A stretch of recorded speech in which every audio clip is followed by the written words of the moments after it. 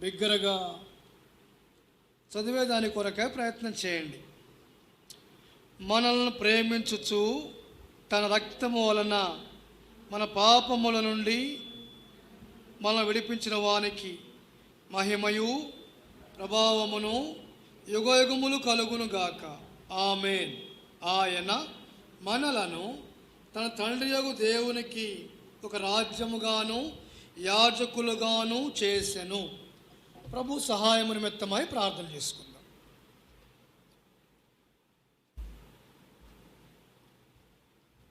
ప్రేమ నమ్మకము కలిగిన మా ప్రియమైన తండ్రి, పరిశుద్ధుడు అయిన మా ప్రభువా, సర్వశక్తిమంతుడు అయిన మా దేవా, సర్వాధికారము కలిగిన రక్షకుడా, నిన్న నేడు నిరంతరము ఏకరీతిగా ఉండువాడా, సర్వోన్నతమైన స్థలముల్లో నివసించు దేవా, పరిశుద్ధుడు పరిశుద్ధుడు పరిశుద్ధుడు అని దేవుని దూతల చేత కొనియాడబడుచున్న మా ప్రియమైన తండ్రి, మా రక్షకుడును పరిశుద్ధుడును ప్రభు అయిన యేసు క్రీస్తు నామమును బట్టి స్తోత్రము. పరిశుద్ధతను బట్టి మహానీయుడవు, స్తుతి కీర్తన బట్టి పూజనీయుడవు, వేల్పుల్లోని వంటి వాడెవడూ లేడు. రక్షకుడైన యేసు క్రీస్తు నామమును బట్టి ఆరాధించే దాని కొరకాయ మీ సన్నిధిలో మామూలను సమకూర్చినందుకాయ స్తోత్రం. మీ సన్నిధికి వచ్చినటువంటి మీ ప్రజలైన వారిని బట్టి వందనములు తండ్రి. రాగలిగిన వారిని సకాలములో నడిపించమని ప్రార్థిస్తూ ఉన్నాము. ఇంతవరకు పాటలు పాటలో మీరు మాయలో చూపిన కృపంతటిని బట్టి స్తోత్రం. ఆరాధన వర్తమానము కొరకాయ కొన్ని తలంపులు మాకు దయచేయము. దైవికమైన తలంపులు కలిగి మేము ఆరాధించే ఆధిక్యత మాకు దయచేయము. జ్ఞానము కలిగిన ప్రజల ముందు నిలబడటానికి అజ్ఞానిని కనుక మీ సిలువ వెనుక దాచి మీ సిలువ రక్తములోనే కప్పి వాడుకొనుము. మాకు కాదు యెహోవా, మాకు కాదు, నీ కృపా సత్యమును బట్టే మీ నామమునకే మహిమ తెచ్చుకొనుము. మీ ధర్మశాస్త్రములో నుండి అనేకమైన ఆశ్చర్యమైన సంగతులు గ్రహించినట్లుగా మా కన్నులు తెరువు. వారు కన్నులెత్తి చూడగా యేసు తప్ప ఎవరూ కనబడరు. కనుక మా ప్రభువుని దర్శించుకొని ఆత్మతో సత్యముతో ఆరాధించే శక్తి మాకు దయచేయి. దృశ్యమైన అదృశ్యమైన చీకటి శక్తులు బంధిస్తూ మీ సన్నిధిలో గడిపే సమయము ఆత్మీయమైన జీవితములకు ఆశీర్వాదకరముగా చేయమని ప్రార్థిస్తూ మా రక్షకుడైన యేసు క్రీస్తు నామములో స్తుతించి ప్రార్థిస్తున్నాము తండ్రి. ఆమేన్.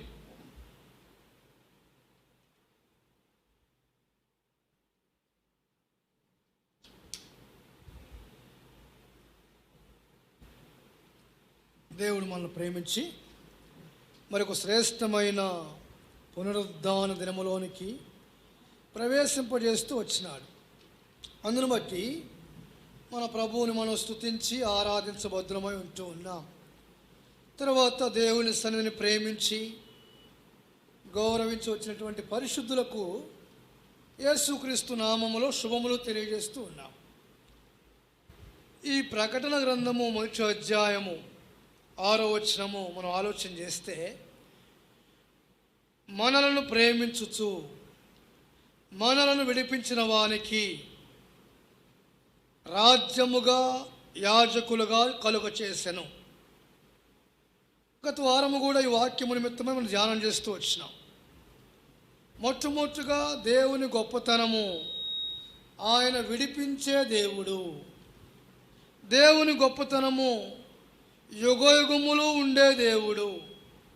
దేవుని గొప్పతనము సర్వాధికారము కలిగిన దేవుడు.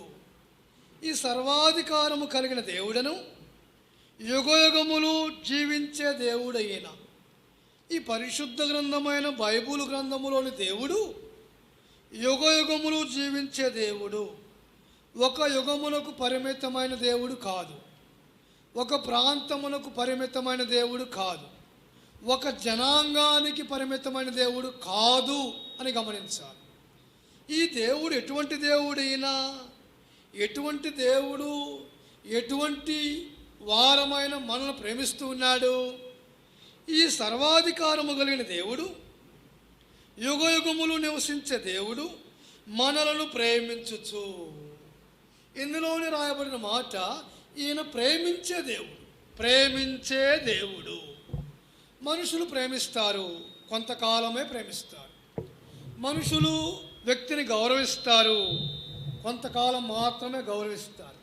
అయితే ఈ దేవుడు, ఏ దేవుడినైతే ఆరాధించేదాని కొరకై ఆయన సన్నిధిలో సమకూర్చబడుతూ వచ్చినామో ఆ దేవుడు ప్రేమించే దేవుడు. ఈ ప్రేమించే దేవుడు తన రక్తము వలన, ఇది పరిశుద్ధమైన రక్తం, ఇది నిర్దోషమైన రక్తం, ఈ రక్తము వలన మనలను విడిపిస్తూ వచ్చినాడు. అందుకు ఆరాధించాలి. ఎందుకు ఆరాధించాలి అంటే, ఎందుకు ప్రభువుని స్తుతించాలి అంటే, ఏ దేవుణ్ణి ప్రభువుని మహిమపరచాలి అంటే, సర్వాధికారము కలిగిన దేవుడని, ప్రేమించే దేవుడును, రక్తము వలన మనలను విడిపించినందుకై ఆరాధించాలి. అనేక పర్యాయములు ఆరాధిస్తూ ఉంటాము. ఎందుకు ఆరాధిస్తూ ఉంటామో తెలియని పరిస్థితి. తెలియకనే ప్రభువుని ఆరాధిస్తూ ఉంటాము. దేవుని గొప్పతనము ఎరుగకనే ఆరాధిస్తూ ఉంటాము. ఇక్కడ దేవుని గొప్పతనం ఏంటంటే, ఈ ప్రేమ కలిగిన దేవుడు మనలను విడిపించి రాజ్యముగా, యాజకులుగా చేస్తూ వచ్చారు. అంటే మనము యాజకులముగా ఉంటూ ఉన్నాము. మనము ప్రత్యేకించబడిన రాజ్యములో ఉంటూ ఉన్నాము. ఎందుకు ప్రభువుని ఆరాధించాలి అంటే, ప్రత్యేకమైన రాజ్యములో మనము సమకూర్చబడుచున్నాము కనుక ఆరాధించాలి. ఈ రాజ్యములో ఎలాగా వెళుతూ ఉన్నాము? మనము యాజకులుగా వెళుతూ ఉన్నాం. యాజకులుగా ఈ రాజ్యములోనికి వెళుతూ ఉన్నాం. ఏ రాజ్యములోనికి? యుగయుగములు నివసించే రాజ్యములోనికి. సర్వాధికారము కలిగిన యేసు క్రీస్తు ప్రభు రాజ్యములోనికి, ఆ రాజ్యములోనికి యాజకులముగా వెళుతూ ఉన్నాం.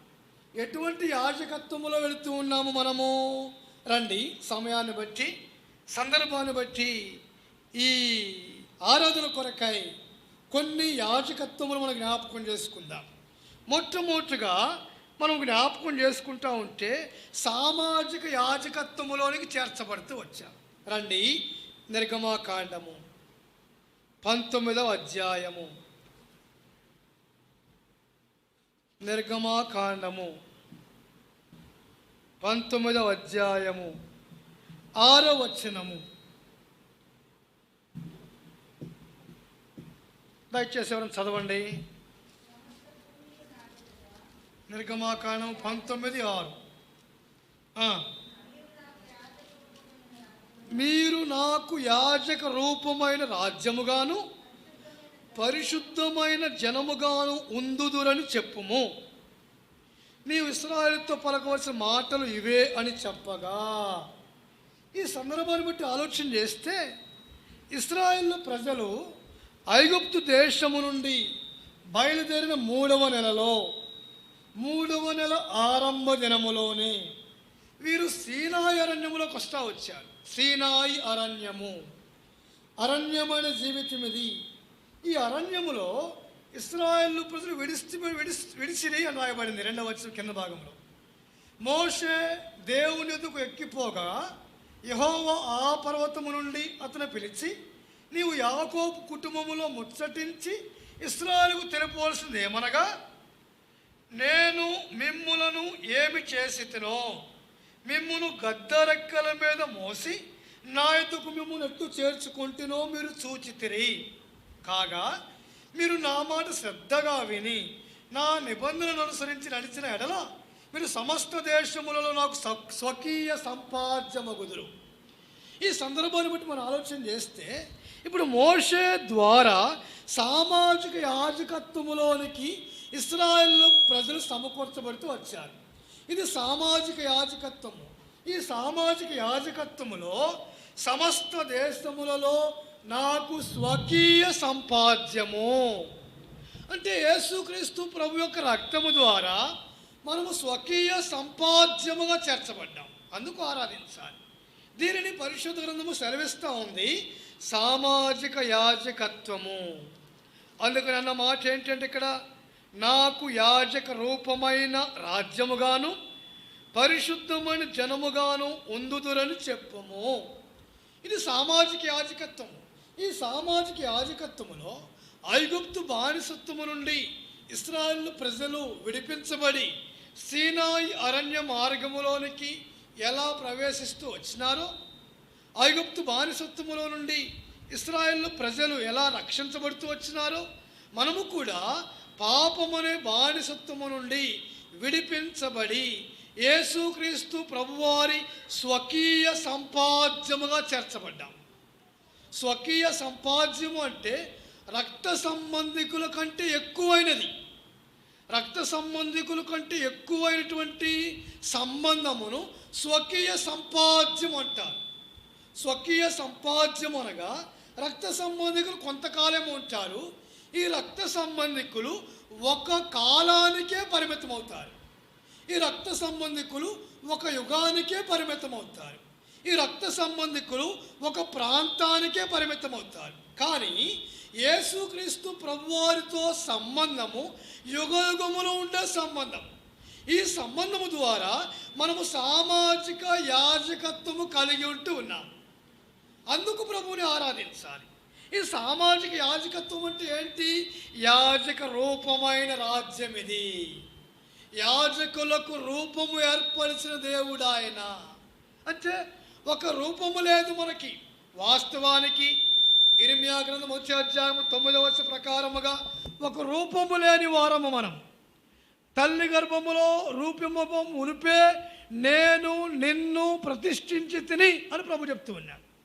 కాబట్టి దేవునికి ప్రతిష్ఠితగా చేర్చబడుతూ వచ్చాం మనం. దేవునికి రాజ్యముగా యాజకులుగా సమకూర్చబడుతూ వచ్చాం. అనగా సామాజిక యాజకత్వములో చేర్చబడుతూ వచ్చినాము. ఇది మొట్టమొదటిగా ప్రభువుని స్తుతించే విధానం. ఇది ఏ రాజ్యము? ఇది ఏ యాజకత్వము అంటే సామాజిక యాజకత్వము. ఇశ్రాయేలు ప్రజలు సామాజిక యాజకత్వములో ఎలా ఉంటూ ఉన్నాము? మనము పరిశుద్ధమైన జనముగా ఉందుదురని చెప్పుము. పరిశుద్ధమైన జనము. ఈ పరిశుద్ధమైన జనాంగానికి ఏర్పరిచేదే సామాజిక యాజకత్వము. మొట్టమొదట రాజులని యాజకులుగా చేర్చబడుతూ వచ్చాము. ఈ రాజులని యాజకులముగా ఉంటున్న మనము సామాజిక యాజకత్వములో యాజక రూపమైనటువంటి విధానములో పరిశుద్ధమైన జనాంగములో దేవుని సన్నిధిలోనికి సమకూర్చబడుతూ వచ్చినాం. అందుకు ప్రభువుని ఆరాధించాలి. రెండవ విషయం జ్ఞాపకం చేస్తూ ఉంటే, రెండవ విషయములో మనము అహరోను యాజకత్వంలో చేర్చబడుతూ వచ్చాం. సంబంధము లేని అహరోను జీవితము. మనకు అహరోనికి ఎటువంటి సంబంధము లేదు. రండి చూద్దాం. నిర్గమాకాండము 30వ అధ్యాయము 36వ వచనము. నిర్గమాకాండము 30వ అధ్యాయము 36వ వచనము. ఇక్కడ గమనించండి. నేను నిన్ను కలుసుకొను ప్రత్యక్ష గుడారములో సాక్ష్యం ఎదుట మందసమును ఎదుట దాన్ని ఉంచవలెను, అతి పరిశుద్ధముగా ఉండవలెను. ఇదే అహరోను యాజకత్వము. ప్రత్యక్ష గుడారములో సాక్ష్యపు మందసము ఎదుట మీకు అతి పరిశుద్ధ స్థలముగా ఉండవలెను. దీనినే అహరోను యాజకత్వం అంటారు. దాని సాదృశ్యం ఏంటంటే ప్రత్యక్ష గుడారం యొక్క ప్రత్యక్షత. ప్రత్యక్ష గుడారములోనికి చేర్చబడుతూ వచ్చాం. ఇది ఏంటిది? దేవుడు మానవులను కలుసుకునే స్థలమే పరిశుద్ధ స్థలం. దేవుడు మానవులను కలుసుకునే స్థలం దేవుని మందిరము అంటాం మన భాషలో చెప్పాలి అంటే. ఆ దినాల్లో సొలొమోను చేత మందిరము కట్టక మునుపు ఇశ్రాయేలు ప్రజలు అరణ్య మార్గములో ప్రత్యక్ష గుడారమును ఏర్పాటు చేస్తూ వచ్చినారు. ఈ ప్రత్యక్ష గుడారములో పరిశుద్ధ స్థలము, అతి పరిశుద్ధ స్థలము ఉంటుంది. అతి పరిశుద్ధ స్థలములోనికి ప్రధాన యాజకుడు మాత్రమే వెళ్ళేవాడు. ఎవరు పెడితే వాళ్ళు వెళ్ళటానికి అవకాశం లేదండి. పాత నిబంధన కాలంలో ఈ మాట జాగ్రత్తగా మన మనసులో గుర్తుంచుకునేదాని కొరకు ప్రయత్నం చేద్దాం. పాత నిబంధన కాలములో సైన్యములకు అధిపతి యెహోవా నివసించే కాలములో ఆ పరిశుద్ధుడైన దేవుడు మానవులను భూమి మీద కలుసుకునే సందర్భములో ఎవరు పడితే వారు దేవుని మందిరమునకు వచ్చి ఆరాధించే ఆధిక్యత లేదు. సంవత్సరమునకు ఒక్కసారి ప్రధాన యాజకుడు, ఈ ప్రధాన యాజకుడు అతి పరిశుద్ధ స్థలములోనికి వెళ్ళి, పరిశుద్ధ స్థలము, అతి పరిశుద్ధ స్థలం, అతి పరిశుద్ధ స్థలములోనికి వెళ్ళి ప్రజలందరి పక్షముగా ఆరాధించేవాడు. ప్రజలందరి పక్షముగా దేవుని స్తుతిస్తూ వచ్చినాడు. ప్రజలందరి పక్షముగా దీనినే అహరోను యాజకత్వం అంటాం. ప్రత్యక్ష గుడారములోనికి వెళ్ళలేని స్థితి. ప్రజలందరూ వస్తూ వచ్చేవారు, మేము పాపము చేశాము, నా తరపున 7 క్రొవ్విన దూడ ఇది అర్పించు. నేను పాపము చేశాను, నా తరపున 7 పావురము పిల్ల అర్పించు. నేను పాపము చేశాను, నా తరపున 7 మేక పిల్ల అర్పించు. ఇదే విధానములో వస్తూ వచ్చింది. అయితే యేసుక్రీస్తు ప్రభువారి కాలములో యేసుక్రీస్తు ప్రభువారు నీ కొరకు నా కొరకు సంపూర్ణమైన బలి అవటం ద్వారా ఈనాడు మనము అతి పరిశుద్ధ స్థలములోనికి రాగలుగుతూ వచ్చినాము. అతి పరిశుద్ధ స్థలములోనికి రావటానికి ఇది ఎంతో గొప్ప ఆధిక్యత. ఇది ఈ ఆధిక్యత చాలామంది అర్థము చేసుకోలేకపోతున్నారు. అందుకనే యుగ యుగములో నివసించే సర్వాధికారము కలిగిన దేవుని ఆరాధించలేకపోతున్నారు. అనేకమైన ప్రజలు దేవుని ఆరాధించలేకపోవడం కారణమేంటి? అతి పరిశుద్ధ స్థలములోనికి మనం వచ్చాము.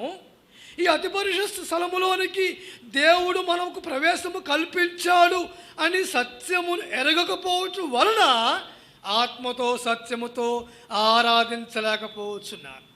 ఇది అహరోను యాజకత్వము. దేవుని మహా కనికరమును బట్టి ఈనాడు మనము అతి పరిశుద్ధ స్థలము అనగా పరలోకపు గవినిలోనికి వస్తూ వచ్చాం, అనగా దేవుని గుడారములోనికి వస్తూ వచ్చాం. ఈ గుడారములో దేవుని కలుసుకుంటూ ఉన్నాము, దేవుని ఆరాధిస్తూ ఉన్నాము, దేవునితో మాట్లాడుతూ ఉన్నాము, దేవుని శరీరమును దేవుని రక్తమును అనుభవిస్తూ ఉన్నాం. ఇది ప్రత్యక్ష గుడారం యొక్క అహరోను యాజకత్వము. ఈ యాజకత్వమును కల్పించినందుకై మన ప్రభువును మనం స్తుతించి ఆరాధించబద్దులమై ఉంటూ ఉన్నాం. మొట్టమొదటేమో సామాజిక యాజకత్వము. యాజక రూపమైన పరిశుద్ధులముగా దేవుడు నిన్ను నన్ను ఎన్నుకున్నాడు.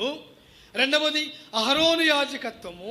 ఈ అహరోను యాజకత్వములో ప్రత్యక్ష గుడారములోనికి అనగా నేటి కాలములో దేవుని నివాస స్థలమైన మందిరములోనికి నీవు నేను సమకూర్చబడుతూ వచ్చినాము. అందును బట్టి ప్రభువుని ఆరాధించాలి. అందుకనే కీర్తనాకారుడు దావీదు కీర్తన 84వ అధ్యాయము 1వ వచనములో మాట్లాడుతూ ఉన్నాడు. సైన్యములకు అధిపతి యెహోవా నీ నివాసములు ఎంత రమ్యములు అంటూ ఉన్నాడు. చదువుతుందాం, మాట చదువుకుందాం, రండి చదువుదాం. దావీదు కీర్తనలు 84:1 సైన్యములకు అధిపతి యెహోవా నీ నివాసములు ఎంత రమ్యములు, యెహోవా మందిర ఆవరణమును చూడవలనని ఎంతో ఆశపడుతున్నది. చాలమ్మ, దేవుని మందిరము. ఇది ఎటువంటి మందిరం? ఇది సైన్యములకు అధిపతి యెహోవా మందిరము. ఎప్పుడిది? ప్రత్యక్ష గుడార కాలములో సొలొమోను దేవుని మందిరము కట్టక మునుపు. ఇప్పుడు నాకు ప్రశ్న వచ్చింది, సొలొమోను ఎన్ని సంవత్సరాలు మందిరాలు కట్టాడు? సొలొమోను మందిరం కట్టడానికి ఎన్ని సంవత్సరాలు టైం పట్టింది? ఆలోచన చేసి తర్వాత చెప్పండి. సొలొమోను మందిరము కడతానికి ఎన్ని సంవత్సరముల కాలం పట్టింది? ఆ మాట ఎక్కడుంది బైబిల్లో? తర్వాత మీరు చెప్పండి. కాబట్టి ప్రియమైనటువంటి దేవుని ప్రజలారా, రెండవది అహరోను యాజకత్వంలోకి వచ్చాం, అయిపోయింది. సామాజిక యాజకత్వంలో ఉన్నాము, యాజక రూపంలో పరిశుద్ధమైన జనాంగముగా ఉన్నాము. రెండవది అహరోను యాజకత్వంలో ఉన్నాము, ప్రత్యక్ష గుడారములోనికి వచ్చాం, అనగా సైన్యములకు అధిపతి దేవుని మందిరములోనికి వస్తూ వచ్చాం, దేవుణ్ణి ఆరాధించే దాని కొరకాయ. మూడో విషయం జ్ఞాపకం చేసుకొని మన ఆరాధనలోకి వెళ్దాం. రండి చూద్దాం. లేఖన భాగములో నుండి ప్రకటన గ్రంథము 20వ అధ్యాయము, ప్రకటన గ్రంథము 20వ అధ్యాయము 6వ వచనము. ప్రకటన గ్రంథము 20వ అధ్యాయము 6వ వచనము.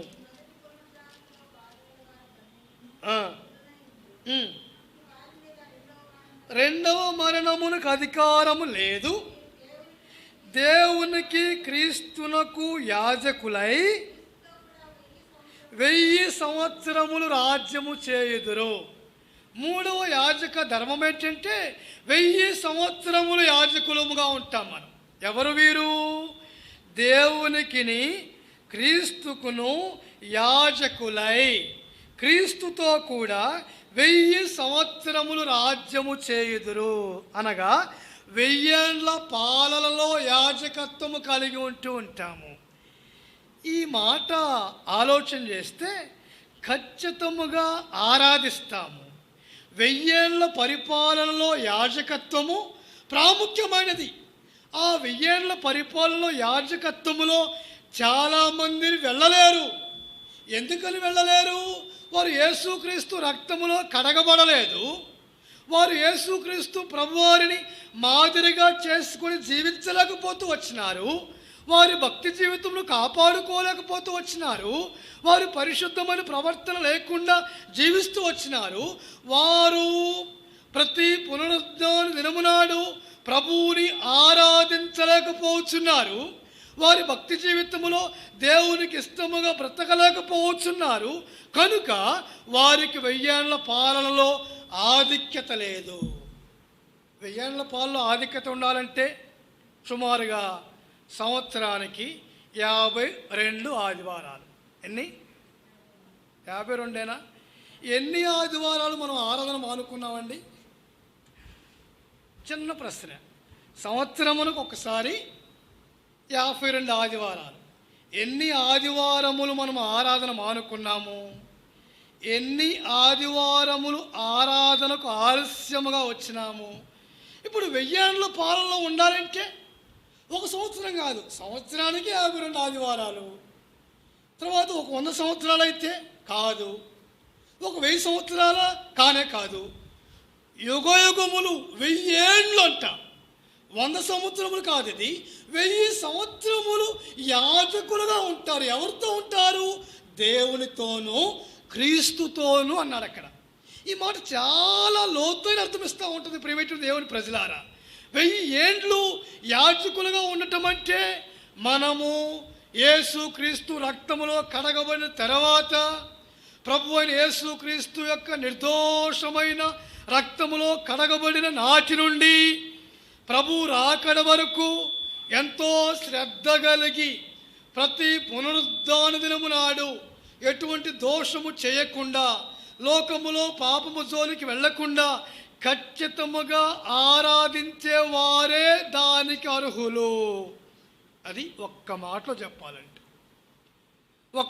చెప్పాలంటే 1000 సంవత్సరములు యాజకులుగా ఉండాలి అంటే భూలోకములో బ్రతికిన కాలము సుమారుగా 70 సంవత్సరములు, 80 సంవత్సరములు.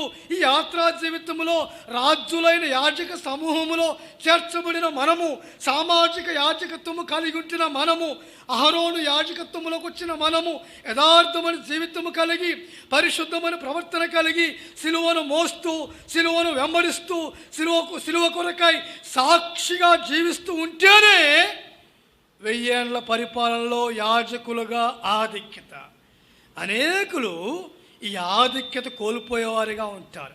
ఎందుకంటే ప్రారంభములో భక్తి జీవితం బాగానే ఉంటుంది, ప్రారంభములో ఆరాధన యథార్థముగానే ఉంటుంది. రోజులు గడిచే కొంది సంవత్సరములు గడిచే కొంది, కొన్ని సంవత్సరములు దాటే కొంది భక్తి జీవితంలో ప్రేమ తగ్గిపోతుంది, ప్రేమ విడిచిపెట్టబడుతుంది. భక్తి జీవితంలో విశ్వాసములో సన్నగిల్లిపోతూ ఉంటాము, నిరీక్షణలో సన్నగిల్లిపోతూ ఉంటాము, ప్రభువు మీద ఆధారపడటం మానేస్తూ ఉంటాము.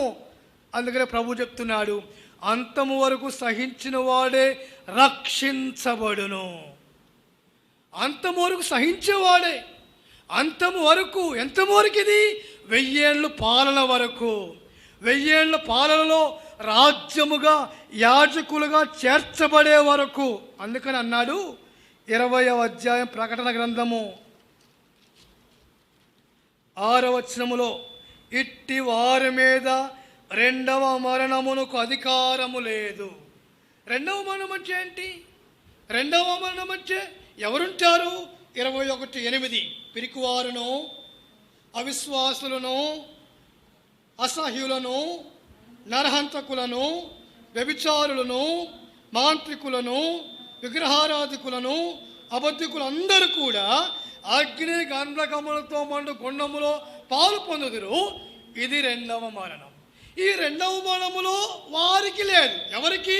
1000 ఏళ్ల పాలనలో క్రీస్తుతో ఉండేవారికి రెండవ మరణములోనికి అవకాశం లేదు. రెండవ మరణములోనికి వెళ్ళేవారు ఎవరు? పిరికితనముగా ఉండేవారు, దేవుని ఆరాధించటానికి భయపడేవారు, దేవుని ఏ దేవుడైనా సర్వాధికారము కలిగిన దేవుడు, యుగయుగములు జీవించే దేవుడు, రక్తమిచ్చి కొన్నట్టి దేవుడు, ఆ దేవుడిని బహిరంగముగా ఒప్పుకొనని వారు, వారే పిరికివారు. తర్వాత విశ్వాసమును కాపాడుకోలేని వారు, అసహ్యమైన జీవితము జీవించేవారు, తర్వాత మాంత్రిక విద్యలు చేసేవారు. ఇక్కడ రాయబడిన మాట ఇంకా చివరిగా అంటున్నాడు, ఇక్కడ అబద్ధికులు అందరూ అంటున్నాడు, విగ్రహారాధికులు.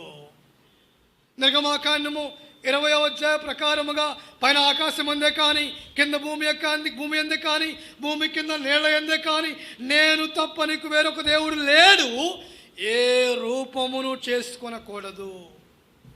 ఇది దేవుడిచ్చిన ఆజ్ఞ. ఈ దేవుడిచ్చిన ఆజ్ఞలో విగ్రహారాధకులు అంటే ఎవరు? రూపమును ఆరాధించేవారు, రూపమును వ్యక్తిగా చేసుకొని ఆరాధించేవారు. ఈ దేవునికి అయిష్టమైన కార్యం ఇది. ఇది విగ్రహారాధన. ఏ రూపమును చేసుకునేవారు, రూపమును చేసుకుని ఆరాధించేవారు అనుమానము లేకుండా పరిశుద్ధ గ్రంథమని వాక్య ప్రకారముగా రెండవ మరణములోనికి వెళతారు. రూపమును చేసుకుని ఆరాధించేవారు అబద్ధములకు స్థానం ఇచ్చి రెండవ మరణములోకి వెళతారు. ఈ రెండవ మరణము లేనివారు 1000 ఏళ్ళు యాజకులుగా ఉంటారు. అది సబ్జెక్ట్ మాకు. రెండవ మరణము లేనివారు వీరు ఎలాంటి వారు? దేవునికి, క్రీస్తునకు యాజకులై, క్రీస్తుతో కూడా. అంటే ఏంటి? యేసుక్రీస్తు ప్రభువారు మనతో ఉంటాడు. యేసుక్రీస్తు ప్రభువారు మనతో ఉంటే ఏం జరిగిద్ది? రండి, 21వ అధ్యాయం ప్రకటన గ్రంథము 3వ వచనము, 21:3. దేవుని నివాసము మనుషులతో కూడా ఉన్నది, వారితో కాపురం ఉండును, ఆయన ప్రజలై ఉందురు, దేవుడై ఉండి తుడిచివేయును, మరణము ఇక ఉండదు, గతించిపోయినని గొప్ప స్వరము చెప్పుట వింటిని. చాలమ్మ. దేవుని నివాసము మనుషులతో కూడా ఉన్నది. అది దేవునితో ఉండటమంటే. క్రీస్తుతో కూడా 1000 సంవత్సరములు రాజ్యము చేయుదురు అంటే అర్థమేంటి? దేవుడు తానే వారికి దేవుడై ఉండి వారికి తోడై ఉండును. 1000 సంవత్సరముల రాజ్యములు ఏమవుతుంది? ఆయన వారి కన్నుల ప్రతి బాష్ప బిందువును తుడిచివేయను. మరణము ఇక ఉండదు, రెండవ మరణము ఇక ఉండదు. అది దాని అర్థం. కాబట్టి ఈ 1000 ఏళ్ల పాలనలో రాజ్యముగా మనల్ని చేస్తూ ఉన్నాడు. అందుని బట్టి ఆరాధించాలి. చాలామందికి 1000 ఏళ్ల పరిపాలన అర్థం కాదు. 1000 ఏళ్ల పరిపాలనలో ఏం జరుగుతూ ఉంటుంది? కెరాపులు, శరూపులు, దేవుని దూతలు, కోటాను కోట్ల మంది, 24 పెద్దలు, సింహాసనం మీద ఆసీనుడైన ప్రభు మానక పరిశుద్ధుడు, పరిశుద్ధుడు, పరిశుద్ధుడు అనే ఒక మాటే అక్కడ. ఇది 1000 ఏళ్ల పరిపాలన. ఈ 1000 ఏళ్ల పరిపాలనలో నిన్ను నన్ను చేర్చే దాని కొరకై యేసుక్రీస్తు ప్రభువారు సిలువలో సంపూర్ణమైన బలి అవుతూ ఉన్నాడు. ఇది 1000 ఏళ్ల పరిపాలనలో యాజకత్వం అంటే. చాలామందికి అర్థం కాదు. చాలామందికి తాత్కాలికంగా ఆలోచన చేస్తారు. తాత్కాలికంగా ఉంటే ఎలాగా?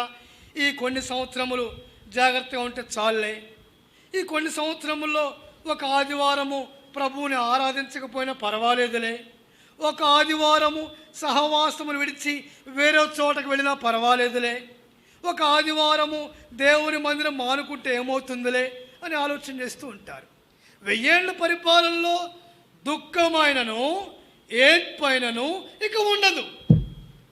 దుఃఖం ఉండదు, ఏడ్పు ఉండదు. దేవుడు తానే వారితో కాపురము చేయుదురు. ఎలాగా కాపురం చేస్తాడు ఆయన? ఆయన దేవుడు కదా, ఆయన మహాగణుడు కదా, మహోన్నతుడు, పరిశుద్ధుడు, నిత్య నివాసిన దేవుడు కదా. ఆ దేవుడు తన రక్తం ఇచ్చుకున్నట్టు మనతో సహవాసం చేస్తూ ఉంటాడు. అది 1000 ఏళ్ల పరిపాలన అంటే. ఈ 1000 ఏళ్ల పరిపాలనలో నిన్ను నన్ను సర్వాధికారము కలిగిన దేవుడు ప్రవేశింపచేశాడు కనుక ఆరాధించాలి. రాజులైన యాజక సమూహములో చేర్చబడ్డాము కనుక. ఈ యాజకులు ఎవరో మళ్ళా క్లుప్తంగా వివరిస్తాను, మళ్ళీ మర్చిపోకుండా వివరిస్తాను. వాక్యపు వెలుగులో ఆరాధించేదాని కొరకై వివరిస్తాను. మళ్ళీ జాగ్రత్తగా ఆలోచన చేయండి. మొట్టమొదటేమో మనల్ని ప్రేమించాడు ఆయన. ఎవరాయన? సర్వాధికారము కలిగిన దేవుడు. ఎవరాయన?